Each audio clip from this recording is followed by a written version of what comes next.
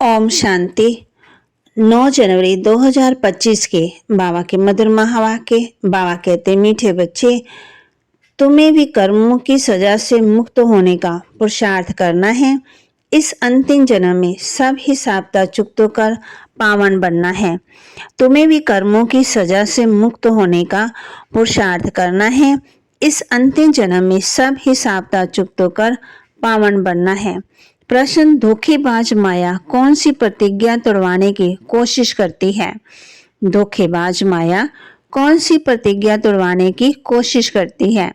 उत्तर, तुमने प्रतिज्ञा की है, कोई भी देहधारी से हम दिल नहीं लगाएंगे।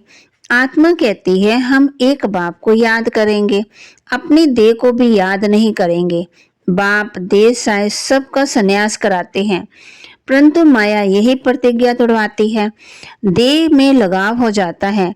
जो प्रतिज्ञा तोड़ते हैं उन्हें सजाएं भी बहुत खानी पड़ती है। गीत, तुम्ही हो माता पिता तुम्ही हो, तुम्ही हो बंधु सखा तुम्ही हो। ओम शांति। ऊंच ऊंच भगवान की महिमा भी की है और फिर गिलानी भी की है।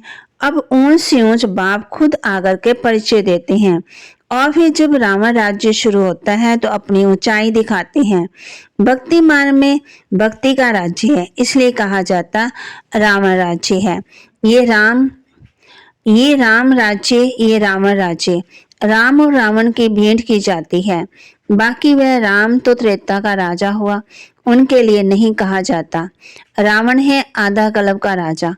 ऐसे नहीं कि राम आधा कल्प का राजा है, नहीं, ये डिटेल में समझने की बातें हैं। बाकी वह तो बिल्कुल ही सहज बात है समझने की। हम सब भाई भाई हैं, हम सब का वह बाप एक निराकार है। बाप को मालूम है इस समय हमारे सब बच्चे रावण की जेल में हैं।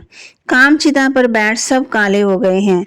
ये बाप जानते हैं। आत्मा में सारी नॉलेज है, इसमें भी सबसे ज्यादा महत्व देना है आत्मा और परमात्मा को जानने का। छोटी सी आत्मा में कितना पाठ भरा हुआ है, वो बजाती रहती है। देव विमान में आकर पाठ बजाते हैं तो सधर्म को भूल जाते हैं। अब बाप आकर के आत्माभिमानी बनाते हैं, क्योंकि आत्मा ही कहती है कि हम पावन बने, तो बाप कहते हैं माँ में कम याद करो। आत्मा पुकारती है, हे परम पिता, हे पतित पावन, हम आत्मा पतित बन गए हैं, आकर हमें पावन बनाओ। संस्कार तो सब आत्मा में है। आत्मा साफ कहती हम पतित बने हैं। पतित उनको कहा जाता जो विकार में जाते हैं। पतित मनुष्य पावन निर्विकारी देवताओं के आगे जाकर मंदिर में उनकी महिमा गाते हैं। बाप समझाते, बच्चे तुम ही पूज्य देवता थे, 84 जन्म लेते लेते नीचे जरूर उतरना पड़े। ये खेल ये पतित से पावन, पावन से पतित होने का सारा ज्ञान बाप आकर के इशारे में समझाते हैं। अभी सबका अंतिम जन्म है, सबको हिसाब चुकतो कर जाना है। बाबा शास्त्र कराते हैं, पतित को अपने भी कर्मों का दंड जरूर भोगना पड़ता है। पिछाड़ी में कोई चीज देकर सजा देंगे। बाप कहते हैं पिछाड़ी का कोई भी जन्म देकर सजा देंगे। मनुष्य तन में सजा खाएंगे, इसलिए शरीर जरूर धारण करना पड़ता। आत्मा फील करती है हम सजा भोग रहे हैं, जैसे काशी कलवर खाने का समय दंड भोगते हैं ना, क्यों ये पापों का शास्त्र करो, तब तो कहते हैं क्षमा करो भगवान, हम फिर ऐसा काम नहीं करेंगे। बाप कहते हैं, बाबा हम बच्चों को समझाते हैं,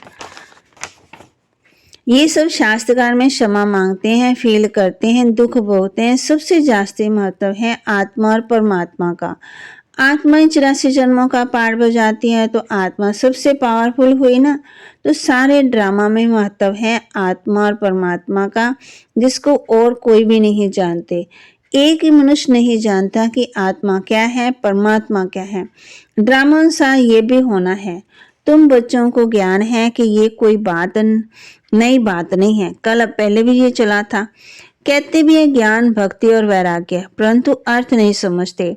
बाबा ने इन साधुओं आदि का संग बहुत किया है, सिर्फ नाम लेते हैं। अभी तुम बच्चे अच्छी रीति जानते हो कि हम पुरानी दुनिया से नई दुनिया में जाते हैं, तो पुरानी दुनिया से जरूर वैराग्य करना है।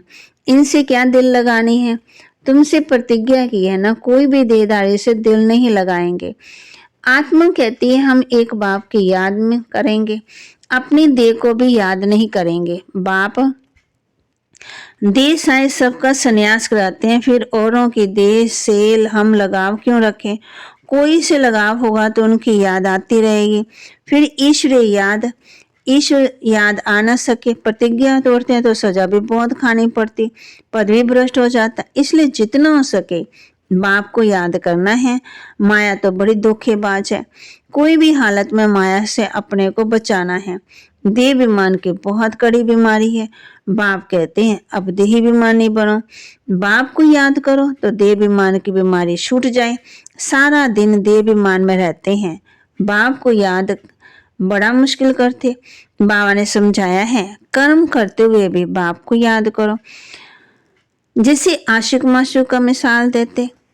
अब तुम आत्मा को परमात्मा से प्रीत रखनी है तो उनको ही याद करना चाहिए। तुम्हारी एम ऑब्जेक्ट है ही हमको देवी देवता बनना है, उसके लिए पुरुषार्थ करना है। माया धोखा तो जरूर देगी, अपने को उनसे छुड़ाना है, नहीं तो फंस मरेंगे, फिर गिलानी भी होगी, नुकसान भी बहुत होगा। तुम बच्चे जानते हो कि हम आत्मा बिंदी है, हमारा बाप भी बीज रूप नॉलेजफुल है। ये बड़ी समझने की वंडरफुल बातें हैं। आत्मा क्या है, उसमें कैसे अविनाशी पाठ भरा हुआ है, ये इतनी गूढ़ बातों को अच्छे अच्छे बच्चे भी पूरी रीति नहीं समझते हैं। अपने को यथार्थ रीति आत्मा समझे और बाप को भी बिंदी मिसो समझ याद करें। वह ज्ञान का सागर बीज रूप है। ऐसा समझ बड़ा मुश्किल। याद करते मोटे ख्याल से नहीं, इसमें महीन बुद्धि से काम लेना होता है। हम आत्मा हैं, हमारा बाप आया हुआ है, वह बीज रूप नॉलेजफुल है, हमको नॉलेज सुना रहे हैं। धारणा भी मुझे छोटी सी आत्मा में होती। ऐसे बहुत हैं जो मोटी रीति सिर्फ कह देते हैं आत्मा और परमात्मा, लेकिन यथार्थ रीति बुद्धि में आता ही नहीं है। ना से तो मोटी रीति याद करना भी ठीक है, परंतु वह यथार्थ याद जास्ती फलदायक है। वह इतना ऊंच पद पा नहीं सकेंगे, इसमें बड़ी मेहनत है। मैं आत्मा छोटी सी बिंदी हूँ, बाबा भी इतनी छोटी सी बिंदी है, उनमें सारा ज्ञान है। ये भी यहाँ तुम बैठे तो कुछ बुद्धि में आता नहीं, लेकिन चलते फिरते ये चिंतन है, सो नहीं, भूल जाते हैं। सारा दिन वही चिंता रहे, ये है सच्ची सच्ची याद। कोई सच बताते ही नहीं है कि हम कैसे याद करते हैं। चार्ट बल भेजते हैं, परंतु ये नहीं लिखते कि ऐसे अपने को बिंदी समझ और बाप को भी बिंदी समझ याद करना है। सच्चाई से पूरा लिखते नहीं है, बल बहुत अच्छे मुरली चलाते हैं, परंतु योग बहुत कम है, देविमान बहुत है। इस गुप्त बात को पूरा समझते नहीं, सिमरन नहीं करते। याद से ही पावन बनना है, पहले तो कर्मातीत अवस्था चाहिए, वही ऊंच पद पा सकेंगे। बाकी मुरली बजाने वाले ढेर हैं, लेकिन बाबा जानते हैं योग में रह नहीं सकते। विश्व का मालिक बनना कोई मासी का घर थोड़ी है। वे अल्प काल के मर्तबे पाने के लिए कितना पढ़ते हैं। सोर्स ऑफ इनकम अब हुई है, आगे थोड़ी बैरिस्टर आदि इतना कमाते थे, अभी कितनी कमाई हो गई है। बच्चों को अपने कल्याण के लिए एक तो अपने को आत्मा समझ यथार्थ रीति बाप को याद करना है और त्रिमूर्ति शिव का परिचय औरों को भी देना है। सिर्फ शिव कहने से समझेंगे नहीं, त्रिमूर्ति तो जरूर चाहिए। मुख्य है ही दो चित्तर, त्रिमूर्ति और झाड़। सीढ़ी से भी झाड़ में जास्ती नॉलेज है। ये चित्त तो सबके पास होने चाहिए। एक तरफ त्रिमूर्ति गोला, दूसरे तरफ झाड़, ये पांडव सेना। बाबा कहते हैं ऐसा झंडा होना चाहिए। ड्रामा और झाड़ की नॉलेज भी बाप देते हैं। लक्ष्मी नारायण विष्णु आदि कौन है, ये कोई समझते नहीं है। महालक्ष्मी की पूजा करते, समझते हैं लक्ष्मी आएगी, अब लक्ष्मी को धन कहाँ से मिलेगा। 4 भुजा वाले 8 भुजा वाले का चित्र बना दिया, समझते कुछ नहीं है। 8-10 भुजा वाला कोई मनुष्य होगा ही नहीं है, जिसको जो आया सो बनाया, बस चल पड़ा। कोई ने मत दी कि हनुमान की पूजा करो, बस दिखाते हैं संजीवनी बूटी ले आ, उसका भी अर्थ तुम बच्चे समझते हो। संजीवनी बूटी तो है मन मनावर, विचार किया जाता है जब तक ब्राह्मण ना बने, बाप का परिचय ना मिले, तब तक कौड़ी से हीरे तुल्य बन नहीं सकते। मर्तबा मनुष्यों को कितना अभिमान है, उनको तो समझाने में बड़ी मुश्किलात है। राजाई स्थापन करने में कितनी मेहनत लगती है, वह है बहुत काल, ये है योग बल। ये बातें शास्त्रों में नहीं है। वास्तव में तुम कोई शास्त्र आदि नहीं पढ़ते हो। अगर तुमको कहते हैं तुम शास्त्रों को मानते हो, बोलो हाँ। ये तो सब भक्ति मार्ग के हैं, अभी हम ज्ञान मार्ग में चल रहे हैं। ज्ञान देने वाला, ज्ञान का सागर एक ही बाप है। इनको रूहानी ज्ञान कहा जाता है। रूह बैठकर रूह को ज्ञान देते हैं, वह मनुष्य मनुष्य को देते हैं। मनुष्य कभी स्पिरिचुअल नॉलेज दे ना सके। ज्ञान का सागर, पतित पावन, लिबरेटर, सदगति दाता एक ही बाप है। माँ समझाते रहते ये करो।